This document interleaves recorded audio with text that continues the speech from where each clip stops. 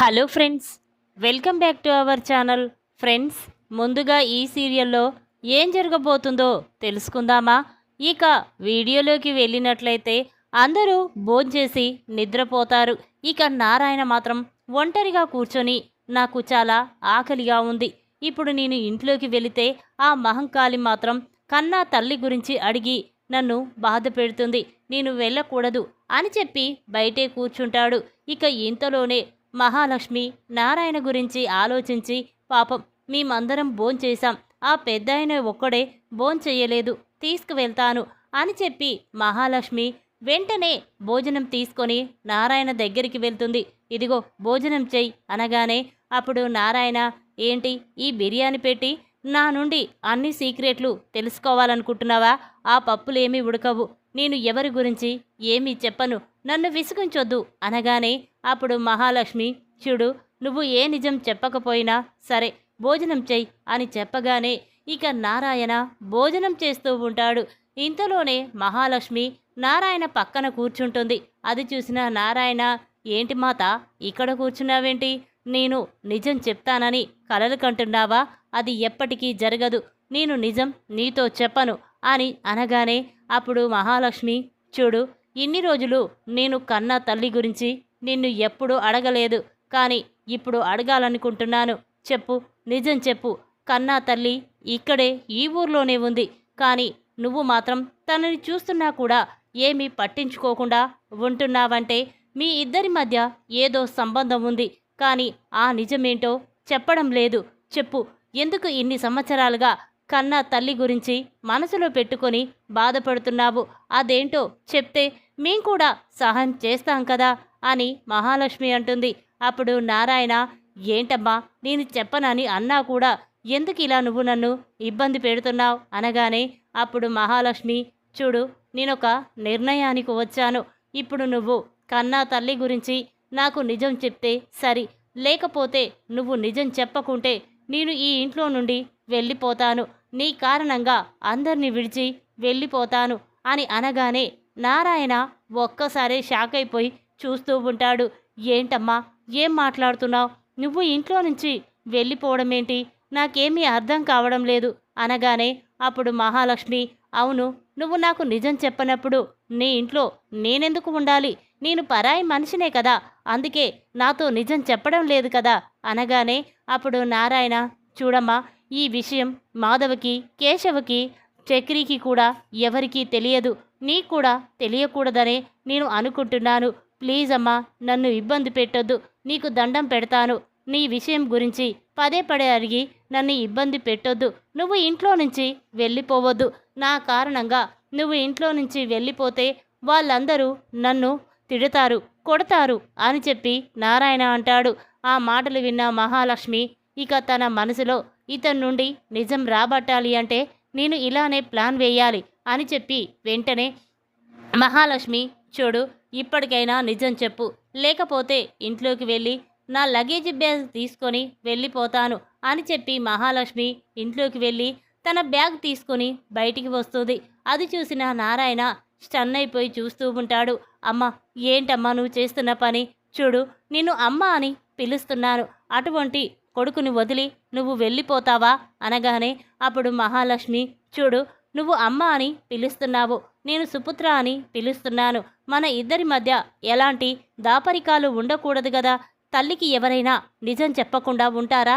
చెప్పు, నిజం చెప్పు అనగానే అప్పుడు నారాయణ, అమ్మ, నేను ఇక్కడ నీకు నిజం చెప్పలేను, ఒక చోటికి వెళ్దాం పద అని చెప్పి నారాయణ మహాలక్ష్మి కొంచెం ఎవరూ లేని ప్లేసుకు వెళ్తారు.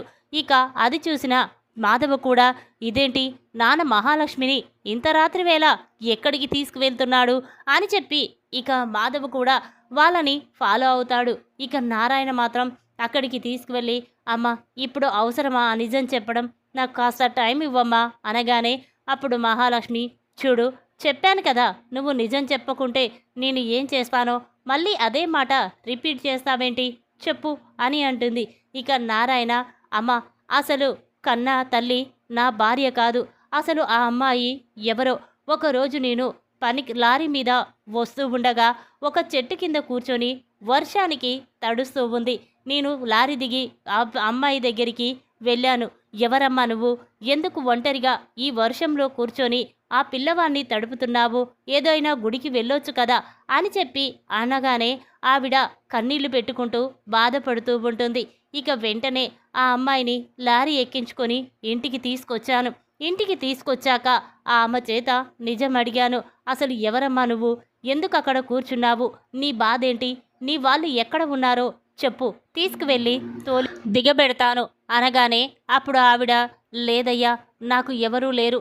నేను నా కొడుకు నాకు, మేమొకరికి ఒకరం, మేమిద్దరం తప్ప మాకు ఎవరూ లేరు అనగానే అప్పుడు నారాయణ, మరి ఈ చిన్న పిల్లవాడి తండ్రి లేడా? తండ్రి దగ్గర ఉండొచ్చు కదా అనగానే అప్పుడు ఆవిడ, చూడండన్నా, నాకు ఈ అబ్బాయి వల్ల నా భర్తతోనే నాకు ప్రమాదం. నా భర్తే నన్ను చంపాలనుకుంటున్నాడు. నా కొడుకుని నన్ను చంపేసి తనకి ఏమీ తెలియనట్టు ఉండాలనుకుంటున్నాడు అనగానే అప్పుడు నారాయణ, ఏంటమ్మా ఏం మాట్లాడుతున్నావు? కన్న తండ్రి కొడుకును చంపడమేంటి అనేసరికి అప్పుడు ఆవిడ మాత్రం, అవునన్నా, నేను ఒక పెద్ద మనిషి ఇంట్లో పని చేస్తున్నాను. కానీ ఒకరోజు ఆ పెద్ద మనిషి భార్య ఊరికి వెళ్ళింది. నేను ఇంట్లో ఒంటరిగా ఉన్నాను. నాకు డబ్బాశ చూయించి నన్ను లొంగబరుచుకున్నాడు. అంతేకాదు, నన్ను పెళ్లి చేసుకుంటానని కూడా చెప్పాడు. అలా కొద్ది సంవత్సరాలు జరిపాడు. ఆ తర్వాత నాకు నా కొడుకు కడుపులో పడ్డాడు. ఇక నేను అతన్ని నిలదీశాను. నాకు బిడ్డ పుడితే లోకం నన్ను చిన్న చూపు చూస్తుంది. తండ్రి లేని పిల్లలు అంటే లోకానికి చాలా పనిసలైపోతారు. అందుకే నన్ను పెళ్లి చేసుకోమని అతన్ని బ్రతిమిలాడాను. కానీ అతను నన్ను పెళ్లి చేసుకుంటానని చెప్పి నమ్మించి మోసం చేశాడు. ఇక నేను బ్రతికి ఉంటే బిడ్డకి జన్మనిస్తాను. ఇక తనే నా భర్త అని నా దగ్గరికి వస్తుందని అతను నన్ను చంపేయాలని చూశాడు. రౌడీల పెట్టించాడు. చంపబోతుండగా నేను వాళ్ళ నుండి తప్పించుకొని పారిపోయి ఈ ఊరికి వచ్చాను. కానీ ఈ ఊర్లో నాకు ఎవరూ తెలియదు అని చెప్పడంతో అప్పుడు నారాయణ, అదేంటమ్మా, మరి ఎక్కడికి వెళ్ళాలనుకుంటున్నావు అనగానే అప్పుడు ఆవిడ, అన్న, నా కాస్త తిండి పెట్టి ఒక 2 రోజులు నీ ఇంట్లో ఉంచుకో అన్నా. ఆ తర్వాత నేను ఇంట్లో నుంచి నా బిడ్డని తీసుకొని వెళ్ళిపోతాను అని చెప్పడంతో ఇక నారాయణ ఆవిడని ఇంటికి తీసుకొస్తాడు. ఇక అందరూ కూడా తనని ఇంటికి తీసుకొస్తూ ఉండగా ఇక అందరూ, చూడు, భార్యని చంపేశాడు, ఒక ఆమెని తీసుకొచ్చి ఇంట్లో ఉంచుకుంటున్నాడు, ఇప్పుడు తను కడుపుతో ఉంది అనగానే ఇక అందరూ కూడా షాక్ అయిపోతారు అని చెప్పి నారాయణ ఇక ఆ రోజు నుండి అందరూ కూడా నన్ను ఆవిడని తీసుకొచ్చావని లేపుకొచ్చావని ఎన్ని మాటలు అన్నా నేను వాళ్ళ గురించి పట్టించుకోలేదు. కొద్ది రోజుల తర్వాత కన్నా పుట్టాడు. ఇక ఆన్ని వదిలిపెట్టి ఆవిడ మాత్రం వెళ్ళిపోతూ ఉంటే ఒకరోజు, ఏంటమ్మా ఇంత రాత్రి వేళ వెళ్ళిపోతున్నావేంటి అనగానే, లేదన్నా, నేను ఎక్కడికి వెళ్ళడం లేదు, నిద్ర పట్టక ఇలా బయటికి వచ్చాను అంటుంది. ఇక తన మనసులో, నేను నా కొడుకుని తీసుకువెళ్తే ఆ పెద్ద అయినా ఎప్పుడైనా నా కొడుకుని చంపేస్తాడు. అందుకే నా కొడుకుని ఇతని దగ్గర వదిలేస్తే తన కన్న కొడుకు కంటే ఎక్కువగా చూసుకుంటాడు అన్న నమ్మకం నాకుంది అని చెప్పి ఇక ఆవిడ ఎవరికీ చెప్పకుండా ఇంట్లో నుంచి వెళ్ళిపోయింది. ఇక ఆ రోజు నుంచి ఊళ్ళో వాళ్ళందరూ కూడా భార్యని చంపేశాడు, ఇంకో గామని తీసుకొచ్చాడు, ఆవిడ ఎక్కడో వదిలిపెట్టి వచ్చాడు అని అందరూ అన్నారు. కానీ నేను మాత్రం కన్నా కోసం ఎన్నో మాటలు పడ్డాను. కానీ కన్నా నా కన్న కొడుకు కాదు, నా కన్న కొడుకులు మాధవ, కేశవ, చక్రి మాత్రమే అని నారాయణ చెప్పగానే ఆ మాటలు విన్న మహాలక్ష్మి ఒక్కసారి షాక్ అయిపోయి చూస్తూ ఉంటుంది. అంటే కన్నా మీ బిడ్డ కాదా? ఇన్ని రోజులు కన్నా నిన్ను అందుకే నాన్న అని పిలవలేడా? లేక నువ్వు ఇష్టం లేక అలా చేశాడా అనగానే అప్పుడు నారాయణ, ఏమోనమ్మా, నాకు మాత్రం ఏమీ అర్థం కాలే. కానీ వాడు పుట్టిన దగ్గర నుండి నన్ను మాత్రం నాన్న అని ఒక్కసారి కూడా పిలవలేదు. నేను కూడా బాధపడలేదు. ఎందుకంటే వాడు నా కన్న కొడుకు కాకపోయినా నేను మాత్రం వాని మీద నా బిడ్డలాగే నేను చూసుకున్నాను అని నారాయణ బాధపడుతూ ఉంటాడు. ఇక ఆ మాటలు విన్న మహాలక్ష్మి కూడా చాలా బాధపడుతూ ఉంటుంది. అంటే కన్నా తల్లిని కలిస్తేనే ఈ నిజాలు మొత్తం బయటపడతాయి అని చెప్పి ఇక మహాలక్ష్మి అనుకుంటూ ఉంటుంది. ఇంతలోనే మహాలక్ష్మి వి- జాబుకు వెళ్తుంది. ఇక అక్కడ బస్ స్టాప్ దగ్గర బస్సు కోసం ఎదురు చూస్తూ ఉండగా ఇంతలోనే కన్నా తల్లి కూడా అక్కడికి వస్తుంది. తనని చూసిన మహాలక్ష్మి ఎలాగైనా ఈవిడని ఫాలో అవ్వాలి, ఈవిడ ఇల్లు ఎక్కడో తెలుసుకోవాలి, ఈవిడతో మాట్లాడాలి అని చెప్పి అనుకుంటూ ఇక మహాలక్ష్మి ఆవిడ వెనకాలే ఫాలో అవుతూ ఉంటుంది. ఇక తను ఒక చిన్న ఇంటిలో కాపురం ఉంటుంది. ఇక అక్కడికి వెళ్ళి చూడగా ఆవిడ ఆవిడ మాత్రం ఒంటరిగా ఇంట్లో బ్రతుకు వెళ్ళదీస్తూ ఉంటుంది. ఇక చుట్టుపక్కల వాళ్ళని అడిగితే ఏమో అమ్మ, ఆవిడ ఎవరో తెలియదు, కానీ ఒంటరిగా ఉంటుంది, పాపం ఎప్పుడూ బాధపడుతూ ఉంటుంది అనగానే ఇక మహాలక్ష్మి వెంటనే ఆవిడ దగ్గరికి వెళ్తుంది. మహాలక్ష్మి చూసిన ఆవిడ, ఎవరమ్మా నువ్వు, ఏం కావాలి, ఎందుకొచ్చావు, ఆ రోజు నువ్వుకు నేను ఉరుకుతూ ఉండగా తగిలావు కదా అనగానే అప్పుడు మహాలక్ష్మి, చూడు ఇప్పుడు అదంతా అనవసరం, అయినా నీకు కొడుకు ఉండగా ఎందుకు నువ్వు ఒంటరిగా ఉంటున్నావు అని మహాలక్ష్మి అనేసరికి ఆవిడ ఒక్కసారి షాక్ అయిపోయి చూస్తూ ఉంటుంది. ఇదేంటి, ఈవిడ నాకు కొడుకు ఉందని చెప్తుంది, నా గురించి ఈవిడకి గతం తెలుసా ఏంటి అని కంగారు పడుతూ, ఏంటమ్మా ఏం మాట్లాడుతున్నావు, నాకు కొడుకు ఉండడం ఏంటి, అసలు నాకు ఎవరు పిల్లలే లేరు, నాకు పెళ్ళి కూడా కాలేదు అని అంటూ ఉంటుంది. అప్పుడు మహాలక్ష్మి, చూడు నీ గురించి పూర్తిగా నాకు తెలుసు, అసలు నువ్వు ఎందుకు కన్నాని వదిలేసి ఇక్కడికి వచ్చి బ్రతుకుతున్నావు, నిజం చెప్తావా లేక నీ కొడుకుని తీసుకురమ్మంటావా అని మహాలక్ష్మి అనగానే అప్పుడు ఆవిడ రెండు చేతులెత్తి దండం పెడుతుంది. వద్దమ్మా, నా కొడుకు ఇప్పుడు ప్రశాంతంగా ఆ ఇంట్లో బ్రతుకుతున్నాడు, ఆ నారాయణ కొడుకుగా నా కొడుకు చాలా సంతోషంగా ఉన్నాడు, నా కొడుకుని అపురూపంగా చూసుకుంటున్నారు, ఇప్పుడు వాడు నా దగ్గరికి వస్తే నన్ను వాణ్ణి ఇద్దరిని బ్రతకనివ్వరు, చంపేస్తారు అనగానే మహాలక్ష్మి షాక్ అయిపోయి చూస్తూ ఉంటుంది. ఏంటండి ఏం మాట్లాడుతున్నారు, అక్కడ నారాయణ కూడా ఇలాగే మాట్లాడుతున్నాడు, అసలు మిమ్మల్ని చంపేది ఎవరు, ఎవరు మిమ్మల్ని చంపాలనుకుంటున్నారో చెప్పండి అనగానే అప్పుడు ఆవిడ, చూడమ్మా ఆ అన్నయ్య మొత్తం నీకు నిజం చెప్పినాను కదా, నేను ఒకరి చేతిలో మోసపోయాను, వాళ్ళే నన్ను నా కొడుకుని నా కడుపులో బిడ్డని చంపాలనుకున్నారు, అందుకే వాళ్ళ నుండి తప్పించుకొని వచ్చేశాను, నారాయణ అన్న దగ్గర కొద్ది రోజులు నేను తలదాచుకున్నాను, ఆ తర్వాత నా కొడుకును వదిలేసి ఇక్కడికొచ్చి బ్రతుకుతున్నాను, కానీ ప్రతిరోజు నా కొడుకుని మాత్రం కల్లారా చూసుకుంటున్నాను అని అనగానే ఇక మహాలక్ష్మి బాధపడుతూ, అసలు మిమ్మల్ని మోసం చేసింది ఎవరు, వాళ్ళు ఎవరో తెలుసా అనగానే అప్పుడు ఆవిడ, తెలుసమ్మా, నన్ను మోసం చేసిన వాళ్ళని నేనెలా మర్చిపోతాను అనగానే అప్పుడు మహాలక్ష్మి, ఒక్కసారి వాళ్ళు నాకు చూపిస్తావా అనగానే అప్పుడు ఆవిడ, లేదమ్మా, నేను ఆ ఊరికి వెళ్ళను, ఆ మనుషులని చూపించను అనేసరికి ఇక మహాలక్ష్మి, మరి వాళ్ళ ఫోటో ఒక్కటైనా ఉందేమో చూపించు అనగానే ఇక వెంటనే ఆవిడ, ఉందమ్మా, నేను అతని చేతిలో మోసపోయాను, కానీ మంచుకున్నప్పుడు అతను నాతో ఫోటో దిగాడు, చూపిస్తాను ఉండు అని చెప్పి ఇక లోపలికి వెళ్ళి వెంటనే తనతో దిగిన ఆ ఫోటోని తీసుకొచ్చి మహాలక్ష్మికి చూపిస్తుంది. అది చూసిన మహాలక్ష్మి షాక్ అయిపోయి చూస్తూ ఉంటుంది.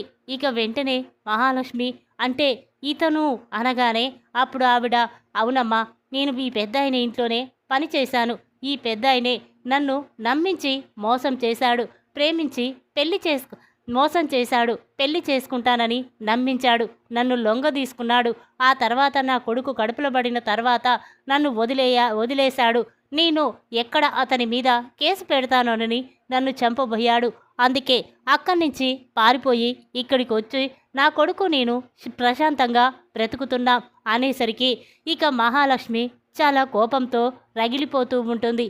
అంటే ఈవిడని లొంగ తీసుకుంది నాన్న ఈవి జీవితాన్ని నాశనం చేశాడా, ఇప్పుడు ఏమీ తెలియనట్టు మళ్ళీ నటిస్తున్నాడా, లేదు ఎలాగైనా నాన్న సంగతి చెప్తాను అని చెప్పి మహాలక్ష్మి చాలా కోపంగా అక్కడి నుంచి వెళ్ళిపోతుంది.